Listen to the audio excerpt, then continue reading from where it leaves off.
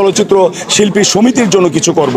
আমি তথ্য মন্ত্রণালয়ে দীর্ঘদিন ছিলাম। তথ্য মন্ত্রণালয়ে কী ফান্ড আছে শিল্পীদের জন্য, সমিতির জন্য আমরা তা জানি। কালচার মিনিস্ট্রি আমি 3 বছর চাকরি করেছি, সেখানে শিল্পীদের জন্য, শিল্পী সংগঠনের জন্য, সাহিত্য সংগঠনের জন্য কী ফান্ড আছে আমি জানি। যেহেতু আমি জানি, আমি যদি নির্বাচিত হই, আমি এই কমিটির পক্ষ থেকে যে কমিটি নির্বাচিত হবে, একক প্যানেল নির্বাচিত হোক বা যৌথ প্যানেল নির্বাচিত হোক, আমরা সেই প্যানেলের পক্ষে আমি এই সরকারি বিভিন্ন উচ্চ পর্যায় থেকে এই অর্থগুলি বরাদ্দ আনবো এবং এই চলচ্চিত্রের জন্য কাজ করব বলে আমার বিশ্বাস। যে এফডিসি আবার সরগরম হয়েছে, এফডিসি আবার তাদের কার্যক্রম শুরু করেছে, তাহলে অবশ্যই আমাদের বাঙালিরা, আমাদের বাংলাদেশিরা বাংলা চলচ্চিত্র দেখবে সিনেমা হলে। এর একটা পূর্বাভাস হলো এইবার ঈদে সবচেয়ে বেশি সংখ্যক সিনেমা মুক্তি পেয়েছে, 11টা সিনেমা মুক্তি পেয়েছে, যেটা নিকট অতীতে নাই।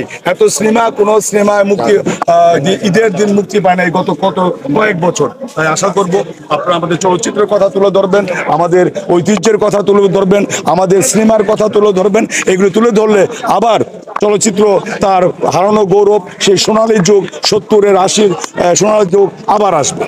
আমাদের সাথে আছেন পীরজাদা শহীদুল হারুন। তিনি অত্যন্ত গুণী একজন ব্যক্তি, সাবেক সরকারি কর্মকর্তা এবং তিনি গত নির্বাচনে বাংলাদেশ চলচ্চিত্র শিল্পী সমিতির প্রধান নির্বাচন কমিশনার ছিলেন।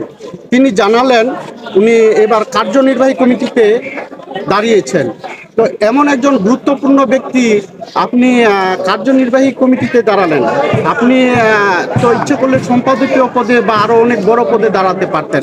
এ বিষয়ে যদি আমি দাঁড়াতে পারতাম, তবে আমি শুরু করেছি যে আমি একটু প্রথম দিকের মানে পোস্টে দাঁড়াই। আমার একসময় ইচ্ছা হচ্ছে আমি সর্বোচ্চ পদেও দাঁড়াবো। আপনারা জানেন 35 বছর আমি সরকারি চাকরি করেছি। আমি ক্যাডার সার্ভিসের কর্মকর্তা, অ্যাডমিন ক্যাডারের একজন কর্মকর্তা। আমি সচিব পর্যন্ত হয়েছি, এখন রিটায়ারমেন্টে গিয়েছি গত 21শে সেপ্টেম্বর। আগামী 21শে সেপ্টেম্বর আমার পিআরএল শেষ হবে।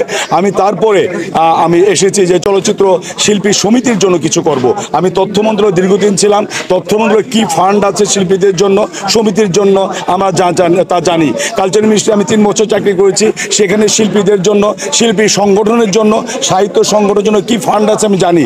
যেহেতু আমি জানি, আমি যদি নির্বাচিত হই, আমি এই কমিটির পক্ষ থেকে যে কমিটি নির্বাচিত হবে, একক প্যানেল নির্বাচিত হোক বা যৌথ প্যানেল নির্বাচিত হোক, আমরা সেই প্যানেলের পক্ষে আমি এই সরকারি বিভিন্ন উচ্চ পর্যায় থেকে এই অর্থগুলি বরাদ্দ আনবো এবং এই চলচ্চিত্রের জন্য কাজ করব বলে আমার বিশ্বাস। আমি এর জন্য ইসি পদে দাঁড়িয়েছি। যদিও আপনারা ভাববেন যে একটি ছোট পদ, কিন্তু ইসি পদের সম্মান অনেক বেশি। এরপর আমি সম্পাদকীয় যাব, এরপর আমি সাধারণ সম্পাদক অথবা সভাপতি পদেও আমার নির্বাচনের ইচ্ছা আছে। এবং যেহেতু সরকারের বিভিন্ন পর্যায়ে আমি জেলা প্রশাসক ছিলাম, আমি ইউনো ছিলাম, আমি ম্যাজিস্ট্রেট ছিলাম, সেখানে আমি উন্নয়নের ছোঁয়া দিয়ে এসেছি। আমি যখন এই পদে আসব, আমি অবশ্যই উন্নয়ন কাজ করে যাব বলে আমার দৃঢ় বিশ্বাস।